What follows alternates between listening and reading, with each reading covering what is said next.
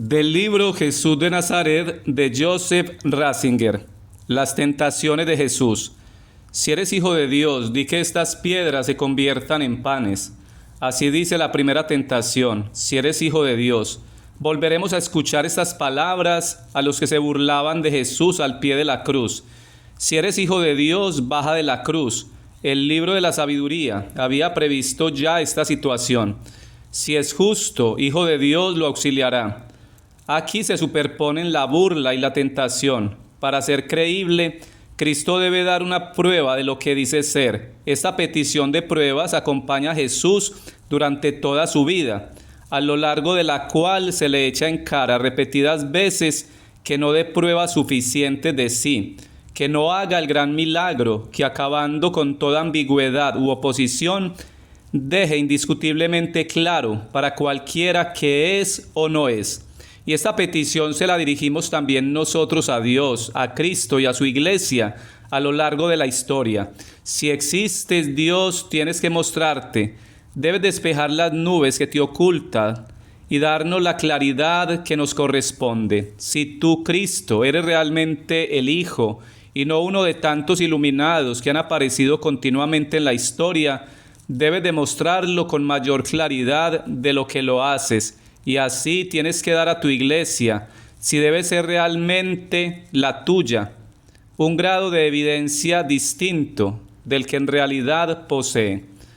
Volveremos sobre este punto cuando hablemos de la segunda tentación, de la que constituye su auténtico núcleo, la prueba de la existencia de Dios que el tentador propone. La primera tentación consiste en convertir las piedras del desierto en pan. En principio se trata del hambre de Jesús mismo, así lo ve Lucas. Dile a esta piedra que se convierta en pan. Pero Mateo interpreta la tentación de un modo más amplio, tal como se le presentó ya en la vida terrena de Jesús y después se le proponía y propone constantemente a lo largo de toda la historia. ¿Qué es más trágico? ¿Qué se opone más a la fe en un Dios bueno y a la fe en un Redentor de los hombres que el hambre de la humanidad? El primer criterio para identificar al Redentor ante el mundo y por el mundo no debe ser que le dé pan y acabe con el hambre de todos. Cuando el pueblo de Israel vagaba por el desierto, Dios lo alimentó con el pan del cielo, el maná. Se creía poder reconocer en eso una imagen del tiempo mesiánico. No debería y debe el Salvador del mundo demostrar su identidad dando de comer a todos. No es el problema de la alimentación del mundo y más general los problemas sociales el primero y más auténtico criterio con el cual debe confrontarse la redención. Puede llamarse redentor alguien que no responde a este criterio. El marxismo ha hecho precisamente de este ideal muy comprensiblemente el centro de su programa de salvación. Habría hecho que toda hambre fuera saciada y que el desierto se convirtiera en pan. Si eres hijo de Dios, qué desafío. ¿No se deberá decir lo mismo a la iglesia? Si quieres ser la iglesia de Dios, preocúpate ante todo del pan para el mundo. Lo demás viene después. Resulta difícil responder a este reto, precisamente porque el grito de los hambrientos nos interpela y nos debe calar muy hondo en los oídos y en el alma. La respuesta de Jesús no se puede entender solo a la luz del relato de las tentaciones. El tema del pan aparece en todo el Evangelio y hay que verlo en toda su amplitud. Hay otros dos grandes relatos relacionados con el pan en la vida de Jesús. Uno es la multiplicación de los panes para los miles de personas que habían seguido al Señor en un lugar desértico. ¿Por qué se hace en ese momento lo que antes se había rechazado como tentación? La gente había llegado para escuchar la palabra de Dios y para ello habían dejado todo lo demás, y así como personas que han abierto su corazón a Dios y a los demás en reciprocidad, pueden recibir el pan del modo adecuado. Este milagro de los panes supone tres elementos. Le precede la búsqueda de Dios, de su palabra, de su recta orientación de toda la vida. Además, el pan se pide a Dios. Y por último, un elemento fundamental del milagro es la mutua disposición a compartir. Escuchar a Dios se convierte en vivir con Dios y lleva de la fe al amor, al descubrimiento del otro. Jesús no es indiferente al hambre de los hombres, a sus necesidades materiales, pero las sitúa en el contexto adecuado y les concede la prioridad de vida. Este segundo relato sobre el pan remite anticipadamente a un tercer relato, y es su preparación, la última cena, que se convierte en la Eucaristía de la Iglesia y el milagro permanente de Jesús sobre el pan.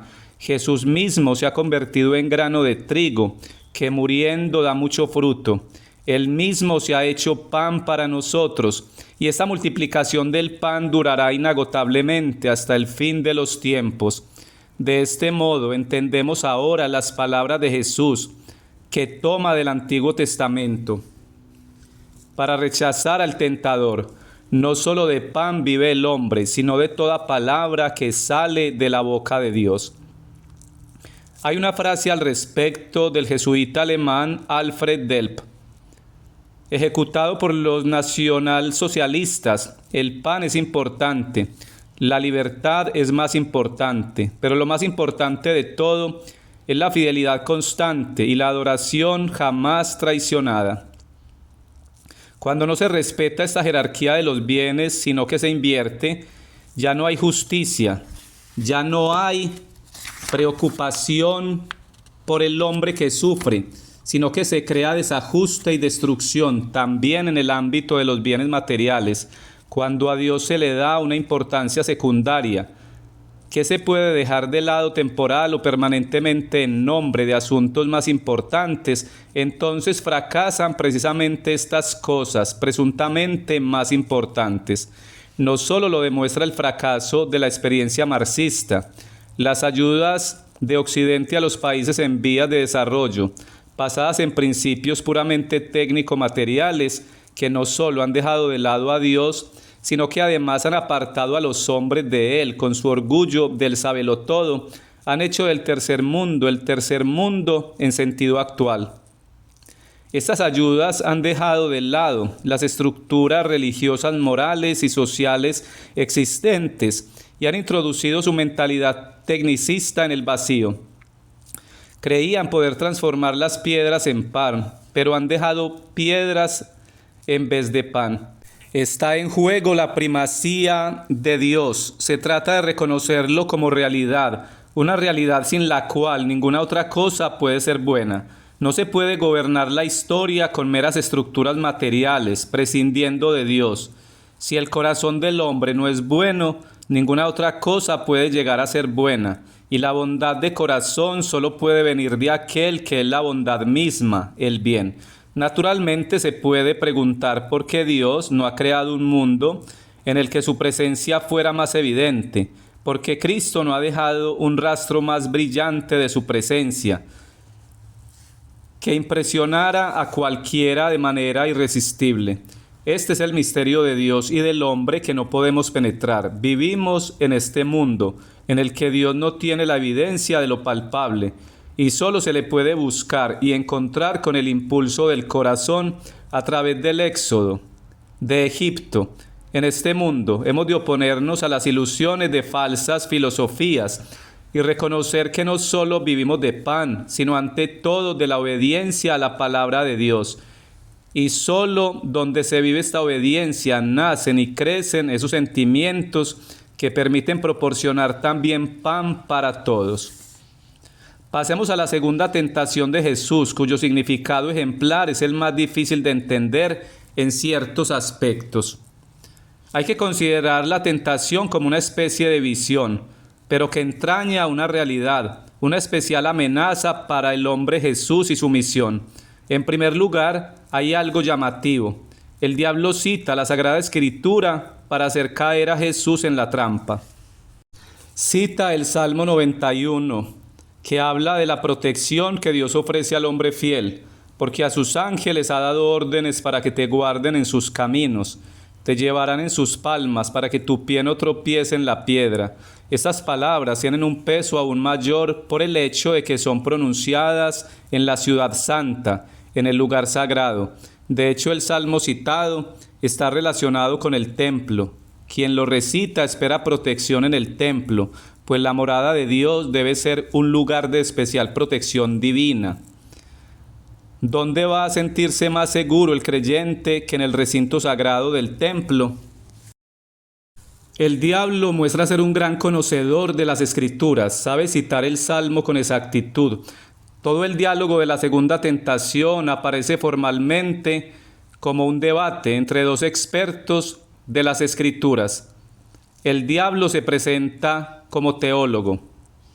Soloviev expresa drásticamente con este relato su escepticismo frente a un cierto tipo de erudición exegética de su época. No se trata de un no a la interpretación científica de la Biblia como tal, sino de una advertencia sumamente útil y necesaria ante sus posibles extravíos. La interpretación de la Biblia puede convertirse de hecho en un instrumento del anticristo.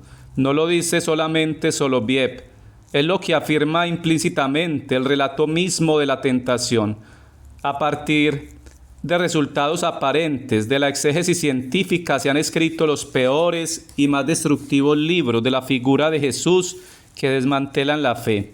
Hoy en día se somete la Biblia a la norma de la denominada visión moderna del mundo, cuyo dogma fundamental es que Dios no puede actuar en la historia y que por tanto todo lo que hace referencia a Dios debe estar circunscrito al ámbito de lo subjetivo. Entonces la Biblia ya no habla de Dios, del Dios vivo, sino que hablamos solo nosotros mismos y decidimos lo que Dios puede hacer y lo que nosotros queremos o debemos hacer. El anticristo nos dice entonces con gran erudición que una exégesis que lee la Biblia en la perspectiva de la fe en el Dios vivo y al hacerlo le escucha, es fundamentalismo.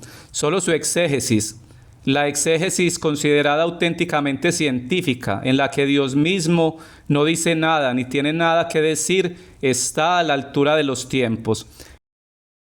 El debate teológico entre Jesús y el diablo es una disputa válida en todos los tiempos y versa sobre la correcta interpretación bíblica, cuya cuestión hermenéutica fundamental es la pregunta por la imagen de Dios. El debate acerca de la interpretación es, al fin y al cabo, un debate sobre quién es Dios. Esta discusión sobre la imagen de Dios, en que consiste la disputa sobre la interpretación correcta de la Escritura, se decide de un modo concreto en la imagen de Cristo. Él, que se ha quedado sin poder mundano, es realmente el Hijo de Dios vivo. Hasta acá la lectura de Jesús de Nazaret de Joseph Ratzinger.